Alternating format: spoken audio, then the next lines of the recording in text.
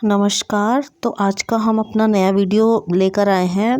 तो मैंने पिछला ये वीडियो बनाया था मेजरमेंट ऑफ नेशनल इनकम, पर वो मेरा वीडियो था इंग्लिश वर्जन में। तो कुछ लोगों की डिमांड आई है कि आप इसको हिंदी में एक्सप्लेन कर सकती हैं मैम, या हिंदी में समझा सकती हैं। तो उन्हीं की रिक्वेस्ट में मैंने ये दोबारा अपना कोशिश की है कि मैं आपको क्लियर कर सकूं कॉन्सेप्ट कि क्या होता है ये। तो हम मेजरमेंट ऑफ नेशनल इनकम की जब बात करते हैं तो ये क्या है, हमारा राष्ट्रीय आय की माप कहते हैं इसको। मतलब कि राष्ट्रीय आय को अगर हम मापेंगे तो उसके क्या क्या क्या होता है वो, और राष्ट्रीय आय को मापने के क्या क्या हमारे तरीके हो सकते हैं, किन किन तरीकों से हम राष्ट्रीय आय को माप सकते हैं। तो पहला जो तरीका वो है प्रोडक्ट मेथड। अगर हम कहें तो इसमें हम क्या कहेंगे, उत्पाद विधि। उत्पाद विधि का मतलब क्या होता है कि हम प्रोडक्ट मेथड की जब बात करेंगे तो ये उत्पाद के पहलू पे बात करेगा। इसमें क्या है, उत्पाद की बात होगी। ठीक है। दूसरा हमारा मेथड है इनकम मेथड। इनकम मेथड में किसकी बात होगी, आय की बात होगी। आय की हमारा जो वितरण है उसके पहलू पर हम बात करेंगे। तीसरा होता है हमारा एक्सपेंडिचर मेथड, जो कि हम व्यय विधि भी कह सकते हैं इसको। तो ये तीन तरीके हैं जिनसे हम अपनी राष्ट्रीय आय को माप सकते हैं। पहला तरीका उत्पाद विधि, दूसरा तरीका है हमारा वितरण या आय विधि, तीसरा है हमारा व्यय विधि। तो जब हम पहले की बात करें कि उत्पाद विधि क्या होती है, उत्पाद विधि में हम क्या देखते हैं कि जो हमारी वस्तुएं हैं या जो हमारी सेवाएं हैं उनका प्रवाह जो होता है किसी भी राष्ट्रीय अर्थव्यवस्था में, तो हम जब उसके उत्पाद की बात करेंगे या फिर उसके प्रवाह की बात करेंगे, जो हमारी वस्तुएं होंगी तो उसको या सेवाएं होंगी, जब उनके प्रवाह की बात होती है या उनके उत्पाद के प्रवाह की बात होती है, उसको हम क्या कहते हैं, उसको हम उत्पाद विधि कहते हैं। इसको हम एक तरीके से कह सकते हैं वैल्यू एडेड मेथड भी कहा जाता है। इसको वैल्यू एडेड मेथड बोलते हैं, या फिर मूल्य आंकलन की विधि भी कह सकते हैं इसको। तो ये हमारा एक तरीका है उत्पाद विधि का। दूसरा हमारा क्या तरीका है, आय विधि। आय विधि में हम क्या देखते हैं कि जो हमारी आय है उसका वितरण कैसे हो रहा है। जब वितरण की बात होगी तो वो कैसे होता है, हमारा वेतन में जो हमारा ब्याज होता है, किराया या जो हमारा लाभ होता है, उन सब में जब हम वितरण करते हैं अपनी आय का, अगर उसके सारे पूरे तरीकों को हम देखें या जो जो एक उसका सीक्वेंस है उसको लेके चलेंगे तो उसे हम आय विधि कहेंगे। एक्सपेंडिचर मेथड क्या है, व्यय विधि। व्यय विधि में क्या है कि जो हमारा व्यय है उसको हम किस तरीके से लोगों तक पहुंचा रहे हैं, उसको हम कैसे खपत कर रहे हैं उसकी, या उसको कहीं हम निवेश कर रहे हैं, उन सारी की जब हम एक गणना करेंगे या उन सारे का हम एक रिकॉर्ड रखेंगे, उसको हम क्या कहेंगे, व्यय विधि कहेंगे। तो ये पहला जो है, इसमें हम उत्पाद के जितने भी एस्पेक्ट है, मतलब पहलू हैं, उनको देखेंगे। और उत्पाद का पहलू क्या है कि किसी भी अर्थव्यवस्था में जब वस्तुओं का और किसका प्रवाह हो रहा है, सेवाओं का प्रवाह हो रहा है, तो उनको हम कैसे जोड़ेंगे, उनको उनके उत्पादन को कैसे हम जोड़ेंगे, उसको हम किस में देखेंगे, उत्पाद विधि में देखेंगे। और जब हम आय जो है हमारी, उसका वितरण कैसे हो रहा है, किस तरीके से लोग अपनी जो वेतन है, किराया, ब्याज है, इन सब का जब हम एक रिकॉर्ड मेंटेन करेंगे या रिकॉर्ड बना के रखेंगे, उसको हम आय विधि कहेंगे। और एक्सपेंडिचर मेथड तो क्या है, वो व्यय है कि किस तरीके से हमारी क्या बोलते हैं, इनकम या फिर जो हमारी व्यय है, वो इनकम को हम किस तरीके लोगों में किस तरीके से उसका खपत हो रही है, उसकी बात करेंगे एक्सपेंडिचर मेथड में। Fine.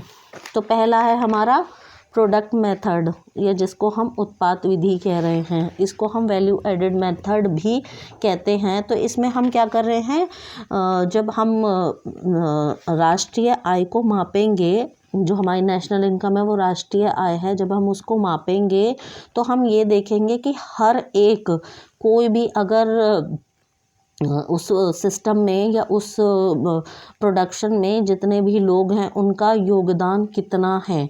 Producing enterprises to the production, मतलब हर एक यूनिट का, हर एक फर्म का कितना कितना योगदान है उनके घरेलू जो उनकी बाउंड्री है उसमें किसी भी जो फर्म है या किसी भी उत्पाद की कंपनी है या फिर फैक्ट्री है, हम कह सकते हैं हर किसी का कितना योगदान है अपनी उत्पाद में, हर किसी का कितना योगदान है। जैसे कि हर फर्म का कितना योगदान है उत्पादन प्रक्रिया में, वो हम एक साल में जब मापते हैं तो उसमें हम क्या कहते हैं, हम उत्पाद विधि देखते हैं कि हर एक फर्म हो, हर एक यूनिट का, जैसे यहाँ पे एग्जांपल दिया है कि फार्मर हो गए, जो एक किसान हो गया, जो एक आटा की फैक्ट्री हो गया, बेकिंग हो गया, जो कोई है, इन सब का अलग अलग कितना योगदान है हमारे उत्पाद में।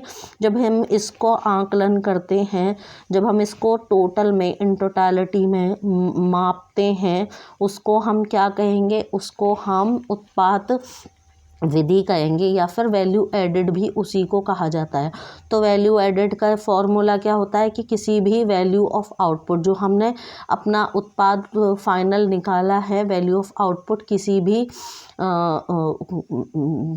फर्म ने कितना आउटपुट प्रोड्यूस किया है, मतलब कितना अपना प्रोडक्शन की है, और माइनस इंटरमीडिएट कंजम्पशन। इंटरमीडिएट होती है अंतरिम खपत, मतलब कि एक खपत होती है हमने फाइनल की है, मतलब आखिरी होती है, एक होती है इंटरमीडिएट मतलब मिडिल की। तो वैल्यू एडेड क्या है, वैल्यू ऑफ आउटपुट माइनस अंतरिम खपत जिसको हम बोलते हैं।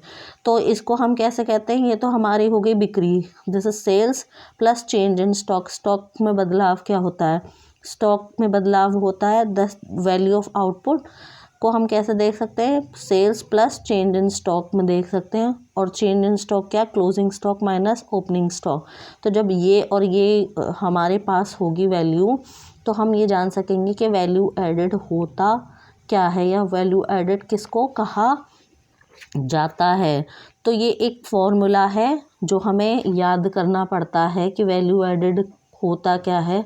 तो इस फॉर्मूले के थ्रू हम समझ सकते हैं कि एक्चुअल में हमारा ये फॉर्मूला है main formula, this is our main formula. Value added is equals to value of output minus intermediate consumption. अब वैल्यू ऑफ आउटपुट क्या है कि हमारी कितनी बिक्री हुई प्लस उसमें हमारी कितने स्टॉक में बदलाव आया है। स्टॉक क्या होते हैं, अंतरिम भी होते हैं, क्लोजिंग भी होते हैं, जो हमारे शुरुआत में होते हैं और आखिरी में होते हैं, उसको हम कैलकुलेट करते हैं। आई होप ये आपको थोड़ा थोड़ा क्लियर हुआ होगा।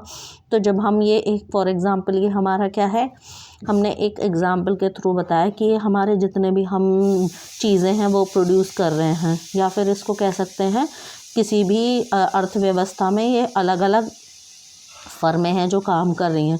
पहला है फार्मर अपना काम कर रहा है, फ्लोर मिल अपना आटा जो बना रही है, बेकर्स अपनी बेकरी की चीज़ें बना रहे हैं, शॉपकीपर अपना शॉप पे भेज रहा है।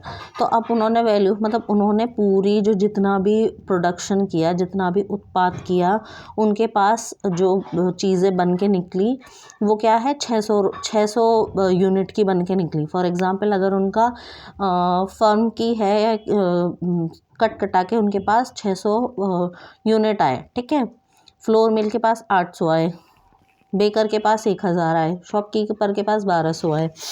अब हमारी अंतरिम खपत कितनी है, 200 हमने फार्मर ने यूज़ की, फ्लोर मिल ने 600 यूज़ की, बेकर ने 800 करी और शॉपकीपर ने 1000 करी। तो हमें फॉर्मूला पता है, हमारा फॉर्मूला क्या है, दिस माइनस दिस हमें क्या दे देगा, वैल्यू एडेड, ठीक है। वैल्यू एडेड हमें ये मिल जाएगी। तो जब हम इसको कैलकुलेट करेंगे और हम इसे कह सकते हैं this minus this will be this, ठीक है। इसको ये वैल्यू को माइनस ये वैल्यू इक्वल्स दिस। तो ये वैल्यू एडेड मेथड से जब हम कैलकुलेट करते हैं तो हम ये देखते हैं कि हर एक जो फर्म है उसका क्या योगदान है हमारे उत्पाद की विधि में या उत्पाद के प्रक्रिया में, हर एक फर्म का क्या योगदान है उसको जब हम कैलकुलेट करते हैं फॉर्मूला से, तो फॉर्मूला ये है कैलकुलेट करने का। तो इससे हम क्या निकाल सकते हैं, जीडीपी एट मार्केट प्राइस भी बोलते हैं इसको, जीडीपी भी बोलते हैं। तो ये जीडीपी कुछ नहीं होता, जीडीपी इज़ नथिंग बट जो हमारी टोटलिटी में वैल्यू एडेड हुई, दिस इज़ द टोटलिटी जो हमारे पास वैल्यू एडेड हुई हर एक प्रोड्यूसर से जो हमें मिली है एक कंट्री में, वो उसी को हम जीडीपी कहते हैं। जीडीपी जो हमारे पास रिमेनिंग रहता है, ग्रोस कट कटा के जो हमारे पास रह जाता है वो ही क्या होता है, हमारी जीडीपी होता है। वो जीडीपी ही हमारी क्या है, ग्रॉस वैल्यू होती है एक तरीके से। I hope this is clear. तो इसमें हमने एक विधि पढ़ी है, वो विधि क्या है, हमारी उत्पाद विधि। ठीक है, और बाकी हम अगली वीडियो में डिस्कस करेंगे।